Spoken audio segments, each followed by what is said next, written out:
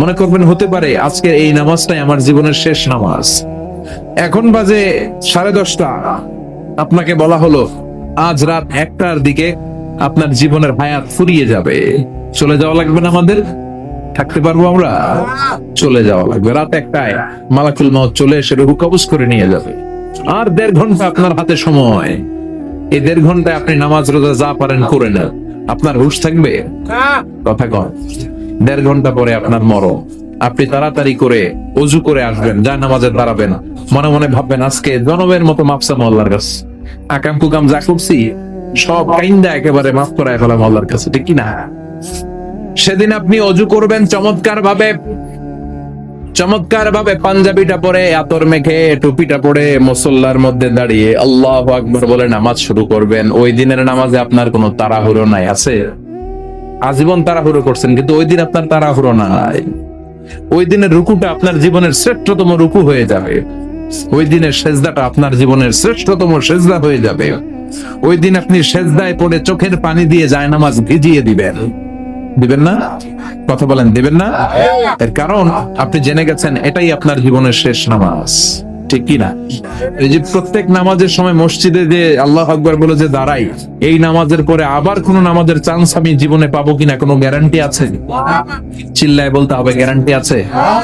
আরো 30 মিনিট আমরা সবাই বেঁচে থাকবো, গ্যারান্টি? আরো 10 মিনিট বাঁচবো, গ্যারান্টি? শ্বাস যেটা ভিতরে নিলাম ফেলতে পারবো, কোনো গ্যারান্টি আছে? তাহলে প্রতিটা নামাজের সময় আমরা এই কথাটা ভাবি না কেন যে হতে পারে এই নামাজটাই আমার জীবনের শেষ নামাজ, হতে পারে আজকের এই সেজদাটা আমার জীবনের শেষ সেজদা। চিল্লায় বলেন ঠিক কি না? সফল হলো তারা, ঈমান এনেছে যারা। তবে শুধু ঈমানদার বলে হাত তুললেই হবে না, 7টা গুণ সেই ঈমানদারের ভেতরে থাকার দরকার আছে না নাই? 1 নম্বর গুণ আমরা শুরু করছি, কানগুলো খরগোশের মতো খাড়া করে শুনেন। শুনতেছেন? আল্লাহ বললেন আল্লাযীনা হুম ফি সালাতিহিম খাশিউন। ঈমানদারেরা যখন নামাজের মুসল্লায় দাঁড়ায়, দিন দুনিয়ার হুঁশ তাদের থাকে না, তাদের অন্তরটা চলে যায় আল্লাহর আরশের দিকে, ঠিক কি না? বিশ্বনবী বলতেন আনতা আবুদাল্লাহ কান্নাকা তারাহু, এমন ভাবে নামাজ পড়ো যেন তুমি আল্লাহরে দেখছো। ফাইন লাম তাকুন তারাহু ফাইন্নাহু ইয়ারাক, এটা যদি মনে করতে কষ্ট হয় অন্তত এটা ভাবো যে আল্লাহ তোমায় দেখছে, ঠিক কি না? নামাজে যখন দাঁড়াবেন ভাববেন আমি আল্লাহরে দেখতেছি। এটা ভাবা অনেক কঠিন, এটা জানাতোনা লোকেরা পারে না। যদি না পারেন তাহলে অন্তত এটা ভাবেন যে আল্লাহ আপনারে দেখতেছে। আল্লাহ ইজ ওয়াচিং মি, আল্লাহ আমাকে দেখছে। তো আমি আল্লাহরে দেখতেছি আর আল্লাহ আমারে দেখতেছে। সুফিরা এটারে 2টা ক্লাস করছে, একটা নাম দিছে মুশাহাদা আর একটা নাম দিছে মুরাকাবা। মুশাহাদা মানে আমি নিজে দেখি, আর মুরাকাবা মানে আমি দেখি না, আমারে দেখে কে? কেউ যেটা দেখে না দেখে কে? কেউ যেটা শোনে না শোনে কে? আল্লাহ আপনারে দেখতেছে। নামাজের মুসল্লা এই চিন্তাটা করলে খুশু খুদু বাড়ায় দিবে কে? খুশু মানে ভয়। কার ভয়? কথা বলেন। যাদের হৃদয়ে আছে আল্লাহর ভয়, তারা কবু পথ ভুলে যায় না। আল্লাহর প্রেম ছাড়া এই দুনিয়ায় কারো কাছে কোনো কিছু চায় না। রাতের আধারে যারা সেজদাতে রয়, দু চোখের শ্রুতে নদী যেন বয়। রাতের আধারে যারা সেজদাতে রয়, দু চোখের শ্রুতে নদী যেন বয়। ছলনার হাতছানি যতই আসুক, পেছনে ফিরেও সে তাকায় না। যাদের হৃদয়ে আছে আল্লাহর ভয়, তারা কবু পথ ভুলে যায় না। আল্লাহর প্রেম ছাড়া এই দুনিয়ায় কারো কাছে কোনো কিছু চাই না, কারো কাছে কোনো কিছু চাই না, ঠিক না? খুশু মানে আল্লাহর ভয়। আল্লাহর ভয় নিয়ে যদি কেউ মুসল্লার মধ্যে নামাজের জন্য দাঁড়ায়, তার মন ডানে বায়ে কোনো দিকে যেতে পারে নাকি? কথা বলেন। তার নজরটা থাকবে তার সিজদার দিকে। বান্দা যখন সিজদা থেকে নজর ডানে নেয়, আল্লাহ বলে বান্দা ফিরে আয়। আবার যখন বাম দিকে নজর করে, আল্লাহ ডাক দিয়ে বলে আকবিল ইয়া ইবাদি, আকবিল, ফিরে আয়। আবার যখন উপরের দিকে তাকায় বলে ফিরে আয়। এরকম আছে না নাই? নামাজও পড়ে এমনি, নামাজও পড়ে আবার এমনি চায়, নামাজও পড়ে আবার ঘরের দিকে চায়, আছে না নাই? না, আল্লাহ বলে আকবিল, বান্দা ফিরে আয়, ফিরে আয়, তাকাবি তো সেজদার দিকে। তিনবার নজর ডানে বায়ে যখন ঘোরানো হলো, তিনবারও যখন নজর ফিরায় না, আল্লাহ তখন ডেকে বলে লা হাজাতা লি লা সলাতিক, এই নামাজের কোনো দরকার আমার নাই। যে আল্লাহর জন্য ওযু করলেন, সময় দিলেন, এতক্ষণ ধরে নামাজ করলেন, ওই আল্লাহ যদি বলে তোর নামাজের দরকার নাই, তো কারে দিলেন নামাজ? এজন্য নামাজের মধ্যে তাড়াহুড়ো করা যাবে? খুশু মানে আল্লাহর ভয়। নামাজে যখন দাঁড়াবেন শুধু নিজেরাই মুসল্লি বানাবেন না, মনটারেও মুসল্লি বানাবেন। আমরা শুধু নিজেরা নামাজি হই, মনটারে নামাজি বানাই না। আমি ঠিকই আল্লাহু আকবার, মন চলে গেছে সৌদি আরব, মন চলে গেছে হিন্দি সিনেমার দিকে, মন চলে গেছে দোকানের দিকে, মন চলে গেছে ক্রিকেট খেলায়। আছে না নাই? উনি কিন্তু মুসল্লি, মসজিদে উনি কি মুসল্লি, উনি হাতে পায়ে একেবারে মুসল্লি, কিন্তু মনটারে মুসল্লি বানায় না। এজন্য মনটারেও নামাজি বানাতে হবে। আমরা বলি মনটারে কাজ দেন, মনটারে কখনো অলস বসে থাকতে দেয়া যায় না। আপনিও মুসল্লি হবেন, মনটারেও মুসল্লি বানাতে হবে, তা না হলে মন ডানে বায়ে ঘুরবে। মনের আরবি হচ্ছে কলব। কলব মানে যেটা নাড়াচাড়া করে। এটা এখন এদিকে, পরে ঢাকায়, এরপরে সৌদি আরব, এরপরে আমেরিকা। এটার পাসপোর্টও লাগে না, ভিসাও লাগে না, এটা খালি দৌড়ায়, ঠিক কিনা? এজন্য মনটারে নামাজি বানানোর দরকার আছে না নাই? এজন্য আল্লাহ বললেন قد أفلح المؤمنون الذين هم في صلاتهم خاشعون। মুমিন বান্দাদের প্রথম গুণাবলী হলো, মুমিন বান্দারা যখন নামাজে পড়ে মনটারে নিয়ে নামাজ পড়ে, নিজেও নামাজি, মনটাও নামাজি, ঠিক কি না? আমাদের অনেকের নামাজে মন বসে না। আমাদের অনেকেই বলে হুজুর নামাজে দাঁড়ালে মন সাথে থাকে না, নামাজে শুধু ভুল হয়, সূরা যে কয়বার পড়ে নিজেও জানি না। এরকম আছে না নাই? এদিকে ওদিকে চলে যায়। এখন মনটারে কিভাবে আপনি এক জায়গায় আনবেন, কনসেন্ট্রেট করবেন কিভাবে? বিশ্বনবী একবার মসজিদে ঢুকে দেখলেন এক সাহাবী নামাজ করতেছে, আল্লাহু আকবার, নামাজের মধ্যে এরকম করতেছে।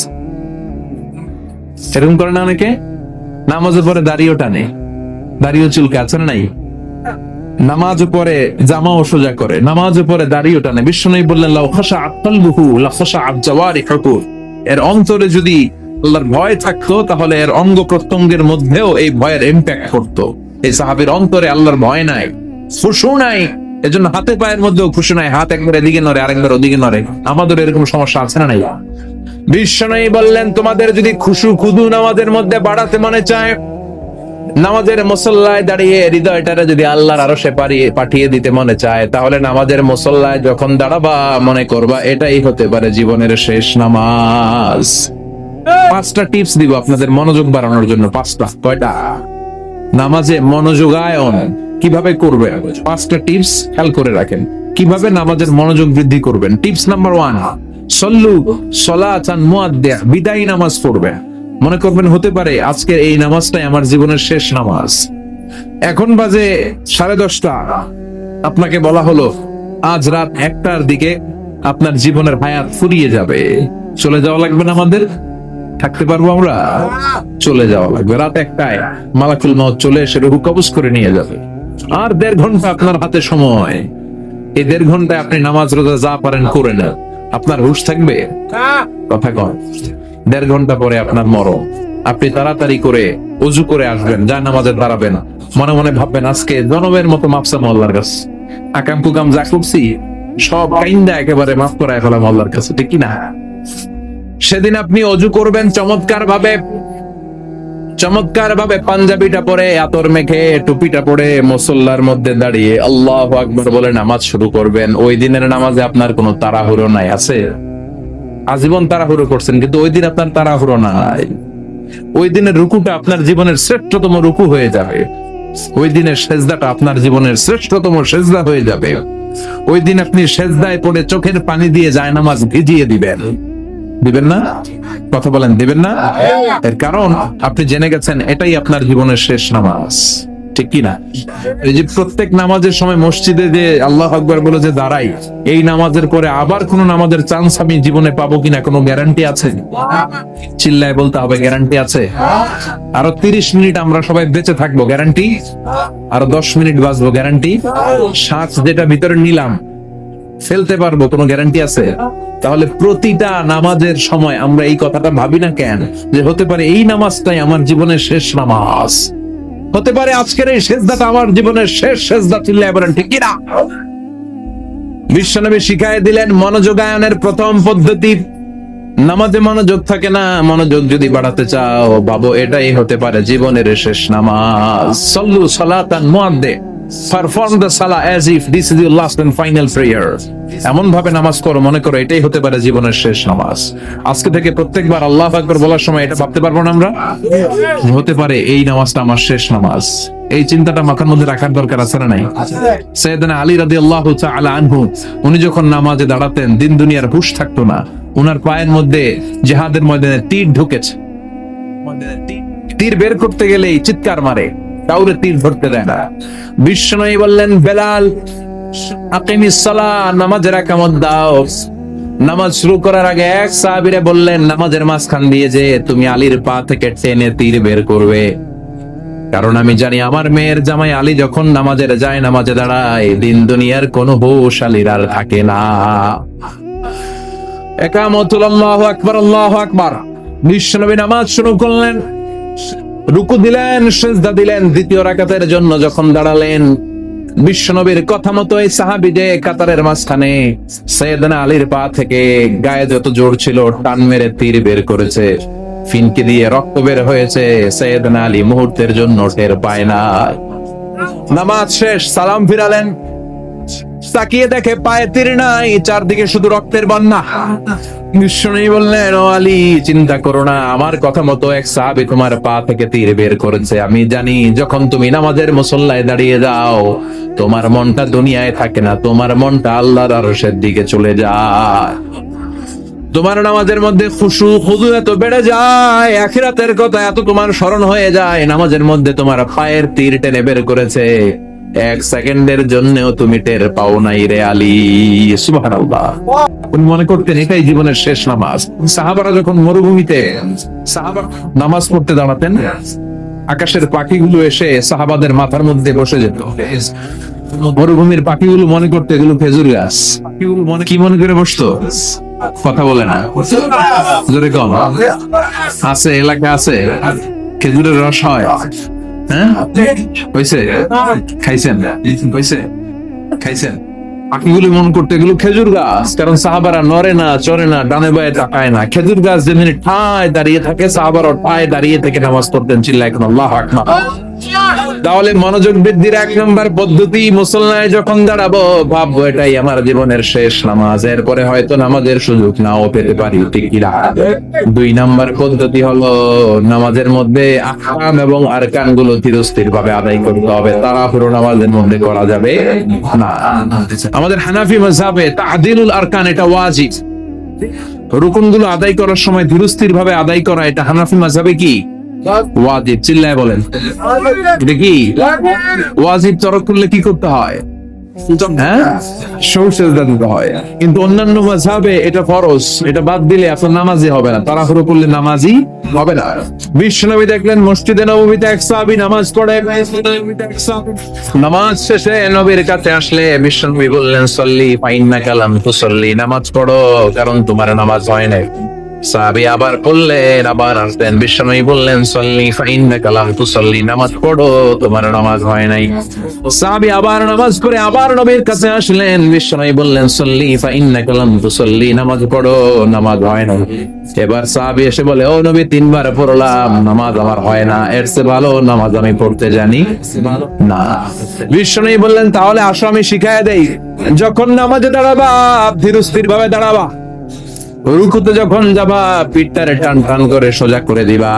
বিশ্বনবী যখন রুকু দিতেন বিশ্বনবীর পিঠটা একেবারে স্ট্রেট ফরওয়ার্ড। সাহাবারা বলতেন বিশ্বনবীর রুকু দেওয়া পিঠের উপরে যদি পানি ভর্তি একটা গ্লাস রেখে দেওয়া হয়, পানিগুলা কাঁপবে না, গ্লাসটাও পড়বে না। সুবহানাল্লাহ। তার মানে বিশ্বনবীর রুকুর পিঠটা কেমন ছিল?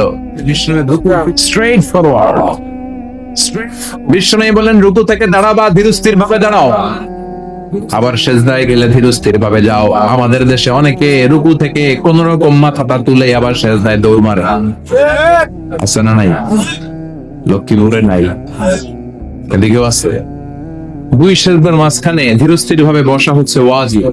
অনেকে এক সেজদা থেকে কোন রকম মাথাটা একটু উপরের দিকে উঠিয়ে আরেক সেজদায় মুরগির মতো কোমর মারে, এরকম তো এদিকে নাই না? আবার অনেকে ইমাম সাহেবের আগে দৌড় মারে, আছে না নাই?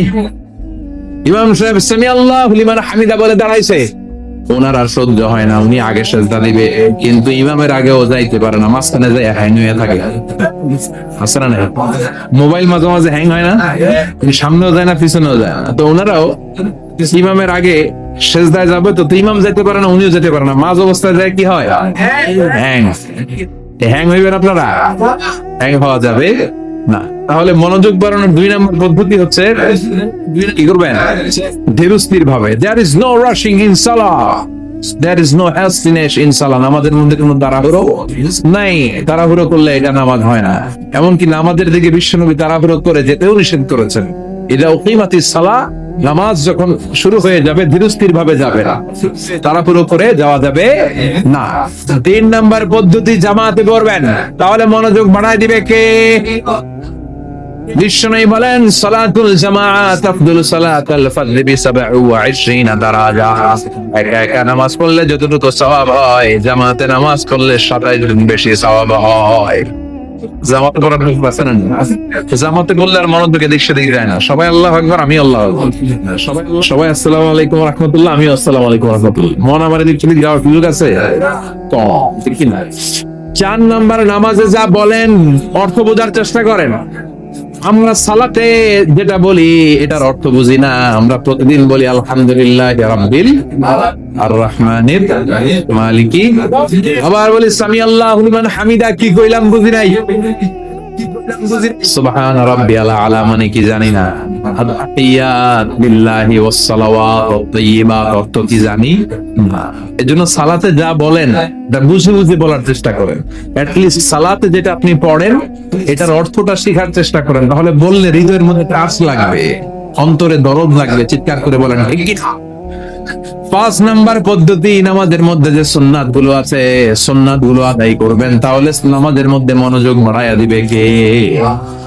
আব্দুল্লাহ সুন্নাত তোলেন, রফউল ইয়াদাইন যদি করেন, অভ্যাস যদি থাকে বারবার হাতগুলো তুলেন, প্রতিবার তুললে 10টা করে সওয়াব।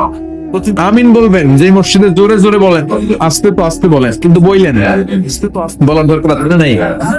বিশ্বনবী বললেন ইদা আম্মানাল ইমাম আমিনু, ইমাম যখন আমিন বলে তোমরাও আমিন বলো, কারণ তোমরাও যখন আমিন বলো ফেরেশতারাও আমিন বলে। তোমাদের আমিন ফেরেশতাদের আমিন যখন মিলে যায়, তোমাদের জীবনের সব গুনাহ মাফ করে দেয় কে? এজন্য আমিন জোরে কোন বাস্তে কোন বলবেন, এটা ছাড়বেন না। তাসাহুদের মধ্যে আঙ্গুল তুলবেন, হয় নাড়াবেন নয় তুলে রাখবেন, এটা সুন্নাহ। আশাদ্দু আলা শাইতান মিনাল হাদিদ, শয়তানরে লোহা দিয়ে পিটাইলে যত কষ্ট পায়, তাসাহুদে বসে এই আঙ্গুলটা নাড়ালে এর চেয়ে বেশি কষ্ট পায়। সুবহানাল্লাহ কইবেন না? এজন্য মুরাআতুস সুনান, সুন্নাতগুলো মানার চেষ্টা করেন, সালাতে মনোযোগ বাড়ায় দিবে কে? এজন্য আল্লাহ বললেন কাদ আফলাহাল মুমিনুনাল্লাযীনা হুম ফি সালাতিহিম খাশিউন, সফল হলো তারা ঈমান এনেছে যারা। আর ঈমানদারের প্রথম বৈশিষ্ট্য আল্লাযীনা হুম ফি সালাতিহিম খাশিউন, নামাজের মধ্যে মুসল্লির অন্তরে ভয় থাকবে কার? মনে থাকবে খুশু খুদু, এটার বলে হুজুরুল কলব, অন্তরকে ধরে রাখতে হবে। 2 নম্বর আল্লাহ বললেন ওয়াল্লাযীনা হুম আনিল লাগবি মুরিদুন, মুমিন বান্দার 2 নম্বর গুণ অনর্থক কাজ থেকে তারা দূরে থাকে। অনর্থক কোন বিষয়ের দিকে মুমিন কখনো যায়, লাগবুন মানে অনর্থক বিষয়, মুরিদুন তারা মুখ ফিরিয়ে নেয়। অনর্থক কোন কাজে মুমিন যায়, যেই কাজে সওয়াব নাই ওই কাজ মুমিন করে, যেই কাজে গুনাহ হয় ওই কাজে যাওয়া যাবে, কথা বলেন, মুমিন যাবে ওই কাজে যেই কাজ করলে মানবতার কল্যাণ আছে না নাই। মুমিন করবে ওই কাজ যেই কাজ করলে আমলনামাটারে সওয়াব দিয়ে পূর্ণ করে দিবে কে? এজন্য বিশ্বনবী বলতেন মিন হুসনি ইসলামিল মারই তারকুহু মা লা ইয়ানি, ব্যক্তির ইসলামের সৌন্দর্য হলো ব্যক্তি তার জীবন থেকে অনর্থক সব কাজ বের করে দিবে। যাই করবেন অর্থবোধক হইতে হবে, অনর্থক কোন কাজ করা যাবে? কথা কর, আপনি যেটা বলবেন এটার জন্য অর্থ থাকে, আপনি যেটা করবেন এটার জন্য অর্থ থাকে। আপনি যে অর্থটা খরচ করবেন, সম্পদ খরচ করবেন, এটাও অনর্থক, অপ্রয়োজনে খরচ করা যাবে? অপ্রয়োজনে কোনো কাজ করা যাবে? কারণ মুমিন জানে মুমিনের মুখ দিয়ে যেটাই বের হয় এটা লেখার জন্য ফেরেশতা আছে না নাই? কিরামান কাতিবিনা ইয়ালামুনা মা তাফআলুন।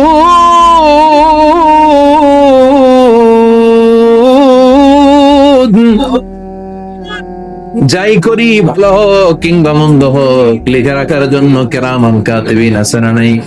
আবার মুমিন জানে মা ইয়ালফিযু মিন কাওলিন ইল্লা লাদাইহি রাকীবুন আতীদ। মুমিন তার মুখ দিয়ে যেটা বের করে সেটা লিখে রাখার জন্য ফেরেশতা আছে না নাই? এজন্য মুমিন যেটাই করবে এটা অর্থবোধক হবে। অনর্থক কোনো কাজ করা যাবে? অনর্থক কোনো বাক্য উচ্চারণ করা যাবে?